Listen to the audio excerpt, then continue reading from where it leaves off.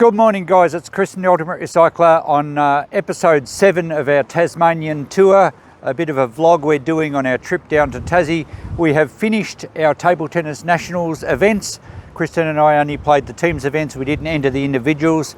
We are walking around this morning very sluggishly, we're a bit achy but we've had a great time. We've been very successful actually, probably our most successful nationals with regards to winning a few matches each.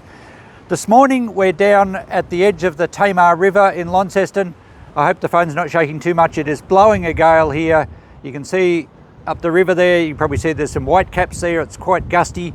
We're going to do a 50-minute cruise. So the boat may be a bit rocky. I'm not sure. We're not good on boats, so we'll see how we go. But we thought we'd do a bit of a touristy thing and cruise up and down the Tamar River at Launceston, and I think we go into Cataract Gorge. I'll turn the camera around, which I think is over through there under a bridge, and there's some quite steep cliffs, and it's a beautiful spot right in the centre of Launceston. Geez, I'm having trouble holding the camera still. It is really blowing a gale here. It's supposed to be showery later today as well. Christine's over there trying to film too. But yeah, we thought, well, we might as well get out and see some sights before we fly home on Friday. It's currently Wednesday. We are going to do a bit of a drive this afternoon, maybe up towards the coast. We haven't decided yet. But we thought the cruise starts at 11:30 in about 15 minutes or so. Not sure where the boat's gone. Hopefully it makes it here. And yeah, we should have a bit of a fun cruise down the river, and we'll take you with us for a bit of sightseeing. Okay, I think we've got about 5 minutes till we board, and the wind's even picked up stronger. There's our little boat that looks awfully small and flimsy to go out in these conditions, but hopefully the captain, do you have a captain of the little boat, or the pilot, knows what he's doing. There's quite a swell on the river. You could almost surf on it. The floating pontoon's drifting back and forward. You probably don't get a sense of the wind, or maybe you do. You can see the flag on the back there's whipping around a lot, and we'll only be in the open water of the river here for a short time because we do go under that bridge over there, and I think the gorge might be quite protected from the wind, so I hope so. We're just looking at some of the houses on the bank on the other side there. Some beautiful early 1900s homesteads up there, some magnificent old buildings. It's quite a historic area. I'm not sure when Launceston was founded. It would probably be in the, I don't know, mid 1800s. And it looks like it's going to get wet soon, so hopefully, well, the boat is protected to a degree. They're only plastic windows, but hopefully they're hurricane proof. Well, we pulled away on time for our 50-minute cruise, and we head up the Tamar. Well, the Tamar River isn't technically a river. Apparently it's an estuary because it's tidal, and it's, I think, 70 kilometres from the coast, or 40 miles. And it can kind of flow both ways because it's tidal, so it's not technically a river. We head round to the North Esk River where it meets the Tamar and cruise around the old ports. James, our tour guide, was excellent both in his driving and his commentary. This is an old silo in Launceston, and apparently some developers wanted to put a high-rise accommodation and the council wouldn't let them, so they bought the silo and converted it. What a great idea. I thought it's fantastic. So surprisingly, the conditions were quite smooth on the boat. Our driver did a great job. So now we head to the gorge, and I'll leave you to listen to some of James's commentary. Now the Cataract Gorge we're heading to now. Cataract is the Latin term for waterfall. In other words, that's what would agree to do at the end of the gorge back in the day before the damming of the Trevelyan Pond. However, during heavy rain, many of these rocks alongside the gorge do turn into waterfalls, so the name still sort of fits. Now, the gorge is 15 million years old. It's taken that long for the South Esk River to carve its way through the mountain. Many of the rocks surrounding the gorge are called dolerite, also known as Jurassic rock, dating back 165 million years, 100 million years older than the extinction of the dinosaurs. Some of the only other places around the world to find dolerite is in South Africa, Antarctica, and the state of Montana. Many of these places were very close together when the supercontinent of Pangaea existed. As the Pangaea split up, Australia drifted north while Antarctica drifted south, and Tasmania got pulled in between them like it was a nasty divorce, but managed to cling on to Australia for dear life. Luckily, we kept most of Australia's wildlife and flora, although it does sometimes feel like we got Antarctica's winner. up on our right side, behind the King's Bridge, would be the old toll house. And the toll house was home to the groundskeeper, who would take a penny off of anyone who wanted to enter the gorge. Nowadays, with pennies out of circulation, there's no need to pay for entry, as entry is free. To enter the gorge, on each side of the gorge there is 2 walks. On the right side there is the Cataract Walk, fairly easy and accessible, and I highly recommend doing it. It is a gorgeous view. On the other side of the gorge, it couldn't be more of a different story. It's called the Zigzag Walk. I wouldn't recommend doing that one unless you're rather fit and very into hiking. I myself got about a quarter of the way through without realising what type of walk it was and turned around. Unlike the rest of the Tamar River being about 5 to 6 metres deep at the moment, we've got 13 metres of water underneath us at the moment, and that's due to the amount of floodwater that pours down the southeast river and the flooding tide that comes into the southeast. That digs up the silt, and when the tide turns, it carries it all out into the lower Tamar, creating a lot of the mud banks out there, especially the large mud bank just past the bridges. So this is as far up as we come into the, I think this was a South Esk River, and he's just started to turn around. It's quite narrow.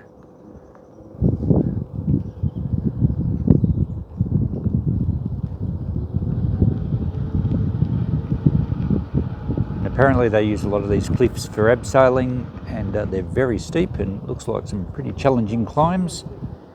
They're quite high. And so we've spun round now,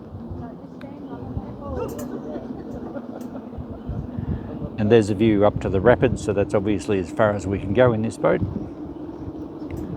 Beautiful. Apparently this is high tide, this area is still being tidal, and you were saying before that the 1929 flood actually jammed trees under the bridge down there right at the top, so it flooded a lot of Launceston Central Business District, and you would imagine the force of the water coming through this gorge would be quite impressive. And then it's a matter of heading back down the gorge. That's the easier walk on the right hand side from when we went up, and the other side is a much harder climb. But it was fantastic to go on the cruise, because we've done the walk quite a few years ago, but we hadn't been up in the boat, and it was excellent. So I strongly recommend, if you like these sort of things, 50 minutes, good tour guide, very enjoyable, Tamar River cruises. And now here's some views from the cafe in a bit further up past the rapids. I'm not sure what this area is called, but it has a chairlift. It's kind of a bit of a bowl, a sort of a lake where the rapids flow in and then flow out back down to where we were in the boat before. We did the chairlift. I'm pretty sure we did the chairlift about 10 years ago when we were in Tassie, and we weren't going to do it today. It was pouring rain by the time we got here. And but it's a great spot. There's a walking track right around the lake, and that bridge in the distance is a rope bridge, and even though the sign said not to, when we were on there last time, Christine had to get it rocking. So I'm not a fan of that bridge. But yeah, really nice place, pretty much right in the middle of Launceston. And then we had a really nice lunch, one of the best meals we've had on the trip, some good classic fish and chips, and the view from the cafe was absolutely awesome. So after all our tourism stuff and seeing the Cataract Gorge and up the boat cruise, and we did a few other little drives around town, and we went and visited the Launceston Museum, which was fantastic. I didn't get any footage there. Also the Tramways Museum, and get this, they were both free, and particularly the main museum was pretty much a world-class museum. I was very impressed with that. So we spent quite a few hours there yesterday. As I said, I haven't filmed much the last day or two. We've pretty well just been flat out recuperating from our big week. So as you can see, I haven't even shaved. It's like my winter coat for cold Tasmania. So our 10 days comes to an end. Here is our accommodation, which was really good. It was like a little Airbnb unit. I don't think it was actually Airbnb, similar thing. 2-bedroom, really comfortable. The only drawback was really poor internet, so I've been uploading off my phone data, which isn't ideal.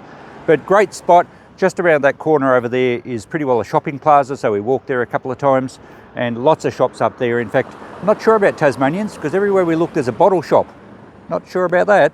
Anyway, we've really enjoyed our trip. We've just packed up everything, got to take the hire car back, and then we've got to get to the airport for our fly home. We're actually really looking forward to getting home. We've missed Coco a lot. We've only ever been away from her for one night before, so 10 nights Hopefully she knows who we are. But just before I sign off, instantly I'm here at the, what's it called? The National Automobile Museum of Tasmania. We're on the way to the airport. We've got a couple of hours to kill. We found this on the map. We better check it out. They said I can film inside. I'll give them a bit of a plug, but they've got over 100 vehicles, and you know, who doesn't like old cars? Let's go and have a look.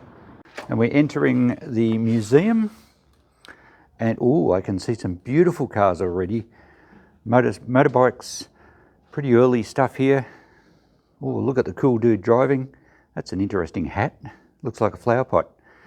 Is he Bill or Ben?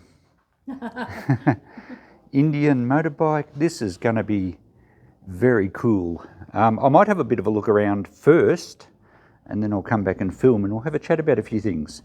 All right, I'm going to film bits and pieces as we go because they're just too interesting. I'm amazed at all the brass. Look at all the brass. Headlights, side lamps, they'd be acetylene lamps. The horn, even the windscreen frame, it's all brass. I don't even know what that thing is on the running board there.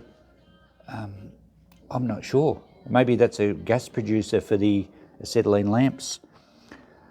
Polished brass hubcaps, beautiful old timber wheels. These are beautifully restored. So this one's a 1911 Hupmobile, model 20. Crank start, we can't see the engine on that one. The next one's pretty cool though. It's a 1909 Renault. So it's a little bit earlier again. And I probably won't read the information on all of them, but the engine here is beautiful big copper. That would be a fuel line. It's very large, but it goes to the carburetor. 2-cylinder, 2 spark plugs, water-cooled engine, but no, the radiator's at the back of the engine, okay. But that's a really nice engine there with an early magneto spark system on the front.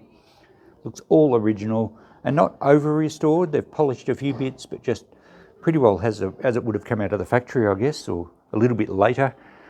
Again, nice brass lamps, brass steering column, beautifully upholstered seat. That would have been redone for sure, but the rest of it looks great. And I like them that they're not overly restored. I mean, the pedals here look a little rusty still. I don't like when they sort of paint and polish everything. It's nice having the brass polished. But sometimes I actually like to see a car in its condition where they've found it and just dragged it out of the shed. But restoration-wise, these are really nicely done. Looks like there's a bit of an oil leak. There's a drip tray underneath and there's oil in it. Here we have a little Michelin Man air compressor. These are very collectible, the Michelin Men. Very iconic item there and quite valuable. I think it'd be cast iron. Michelin Rubber Man, maybe the early rubber. Oh, there's even some artwork on the walls that doesn't really relate to cars, but some beautiful landscape views of Tasmania. So I've got all sorts of eras. This is a 1947 Packard, really long, sleek looking machine, typical of the sort of shapes you got into the early 50s. And how's this? A Harley Davidson, 1936, and it looks like they've just found it in the shed. And that's how I love to see some of these things. They've got some early advertising with it there. 105.8 mile per hour with sidecar and passenger. That would be scary in the sidecar. So thumping big engine. Battery box there. I'll pan in here if you want to read it. We get the reflection out of the road. I'm not going to read all that now. Now, I found a Harley Davidson brass carburetor. I think it was a Schiebler in a box at a clearing sale once. So I had no idea what it was off. It was just a brass carby, and I thought they've got to be collectible. I think I paid like $20 for the box of junk. And after research, I found out it was from a 1920 something or other Harley. Put it on eBay, made nearly $1,000. So that was a pretty cool find. Look at the sidecar. Looks like a boat. Old leather jacket to go with it. Amazing. I love seeing them like that. And then we get into another room here, and we got more of your classic, what do they call them? Your classic muscle cars. We've got some Tiranas. I think Christine used to drive a 2-door Tirana. If only we still had it. And that's a GTR XU1, which I think is one of the iconic models, 1972. So there's some other Tiranas down this side, and then a Commodore down the end. On the other side here we have the big old Fords. A friend of mine had a 67, I think it was an XR. So Siggy, if you're watching, this might be the XY, is it?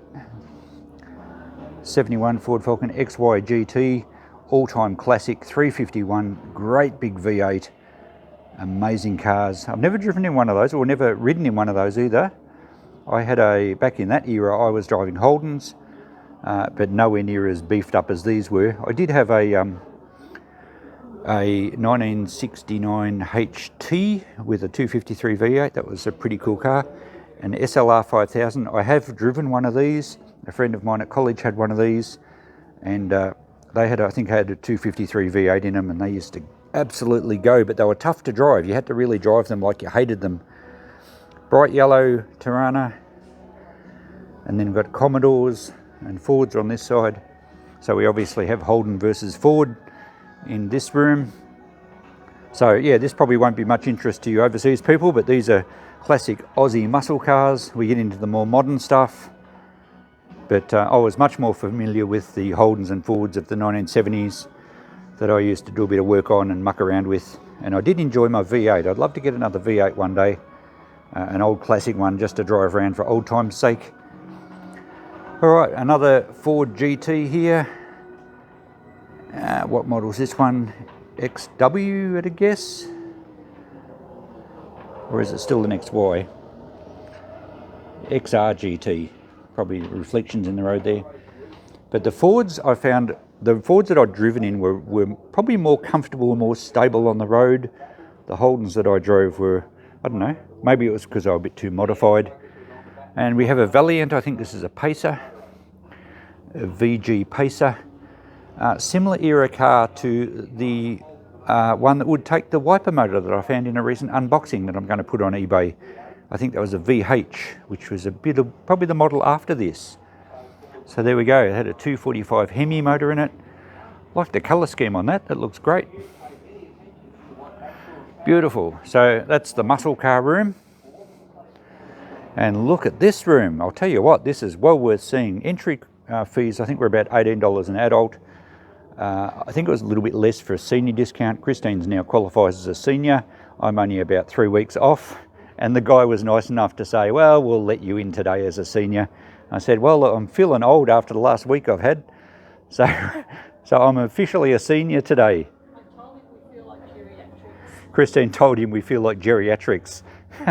Too many steps, that's it. So lots of motorbikes down here. I was never really into motorbikes so much.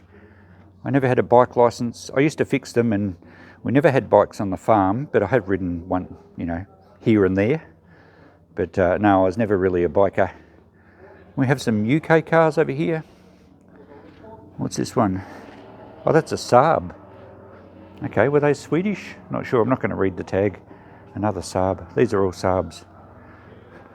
Being gently polished. Where were Saabs made, mate? They're all Swedish. They're Swedish, yeah. Thought so. Fantastic. Saab originally made airplanes and jets and stuff like Oh, okay, did that. I they? think they're still doing Yeah, it. yeah, right. Well, Swedish stuff was always pretty good quality. Yeah, excellent. Look how far they came from that to that. Fantastic, thank you. Saab Turbo. So we're getting more modern here, but that's cool. I think a museum should cover the whole development of vehicles rather than just a sprinkling of very old ones. Some more classic Holdens. These were ones that I used to muck around a little bit on as well. A 64 EH. This is another EH. I love the old shapes of the early Holdens. This has to be a Mustang, look at it. So it's a Ford Shelby Mustang GT 350 1966. And the colour scheme reminds me of the Ford Cobras. I think they were the XC models that had that blue stripe up the middle as well. There'll probably be one of those here somewhere. And these are getting more sleek now. That's a Chevy Camaro. And a BMW, bit of a mixed bag and along this line. Jaguar. And some very streamlined looking cars here into the 80s, I think. Oh, that's a 1970 Ferrari. Fantastic. Down the middle aisle, we have a classic split screen VW Combi. The split screen means that the front window's in two sections. Very sought after, those VW Combis. This is a Peugeot 205 GTI. What year was that? 1987, and this one's a 1969 Mazda. I've actually got a cupboard full of old workshop manuals for these early Mazdas, so I must get them out on eBay at some stage. Oh, here's a classic looking car. This is an Austin Healey. This is a sort of James Bond type car. Interesting grille on it. It's a strange looking front on that one, but at least the grills had character back then. I look at the cars on the road now and all the grills are very boxy and square. And then of course you have your EVs, which really don't have a grille at all. 1960 Porsche. You can actually see a connection between the Volkswagen shape and that Porsche, both being German of course. And this one's a 1953 Morgan. And over here against the wall near some motorbikes, we have a classic HQ Holden, mid 70s, I think, 74, 75. What does it say? Yeah, this is 1974. This is the Holden Monaro HQ GTS.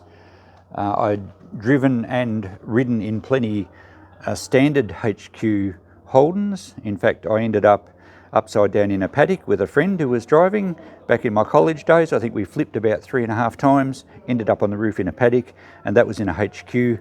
Luckily it wasn't a Monaro, and luckily we both walked away from it, but that was an experience. Another motorbike here, what's this one? A BMW 1966.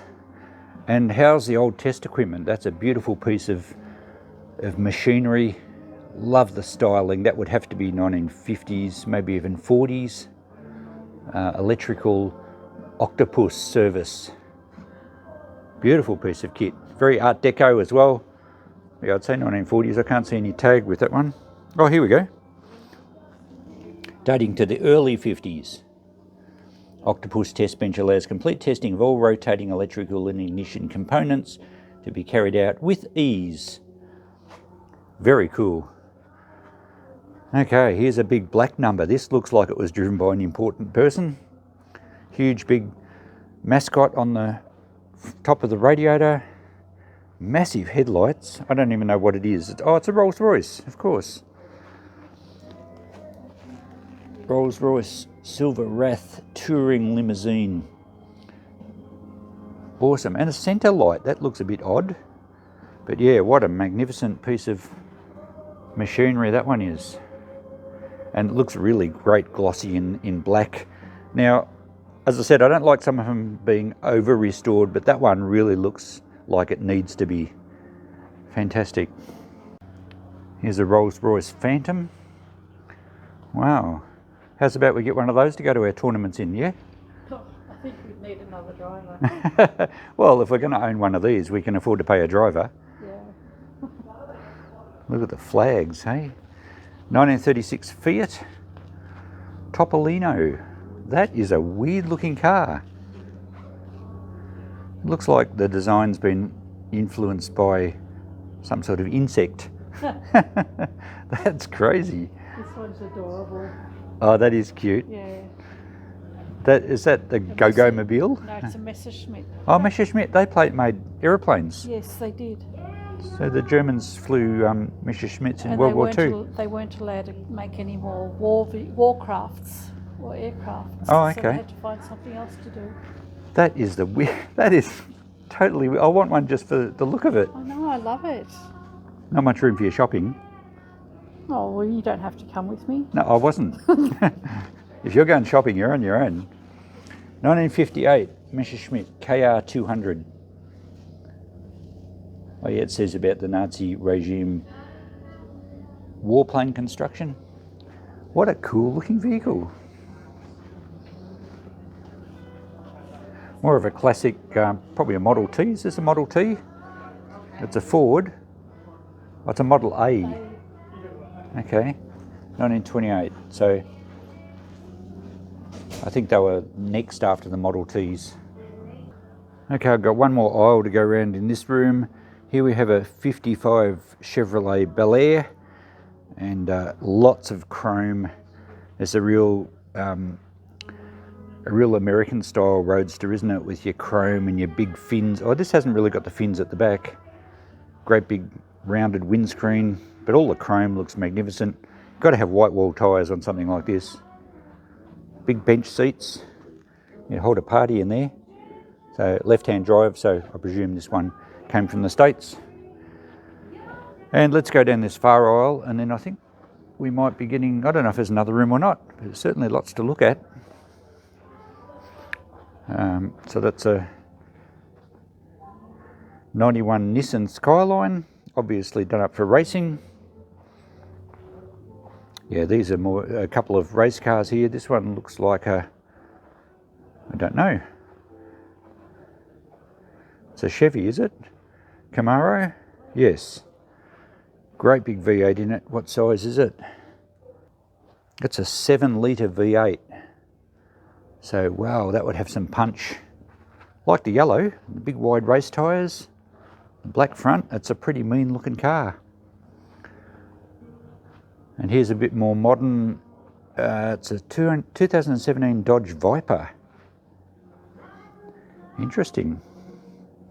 Very streamlined. I would imagine it would have really good aerodynamics. Big tail section there for downdraft to keep the back wheels on the road. Most of the car is engine. And then you just sit in the middle, well, towards the back. And now we're at the back of the Holdens we were looking at before. They don't have a lot of early Holdens like your FJs or FXs. No, I would have expected to see more early cars. Although the FX wasn't actually an FX, I think it was even the really old vintage cars, there's not that many. No, there's not. Everything's too shiny. Too shiny, too clean. Yeah. I think my favourite was that old Harley that looked rusty and oily, yeah. There's a lot of club cars in here, so they're all still registered. Yeah, all registered. So, and they had a good display of Tiranas. They did. They didn't have mine though. Yeah, and that gets to the end of our display, but it's certainly, how many cars did you say? Over 100. Over 100 cars. Certainly a fantastic display if you're in the area and if you like your automobilia. But we were just commenting, there's not a lot of early Australian stuff. Like, we didn't actually see a Model T Ford, even though they weren't Aussie, but the early Holdens and Fords, we didn't see any early 60s Fords, XL, XM, XP. We had an XL Ute on the farm at one stage, so there's nothing along that line, and there wasn't much in early Holden pre those EHs, so we didn't see an FJ, an FX, which I think technically was a model 21548 or something. But yeah, fantastic display, really well laid out. Great conditions, nice and clean, and I think worth the money. So anyway, I'll probably sign off right now, unless there's anything really film-worthy, but I'll call this the end of our epic Tasmania trip. Thanks for coming along. It's way outside what I normally do, so if you found my channel via this travel vlog, check out some of my other content, you might quite enjoy it. Catch you next time. Bye for now.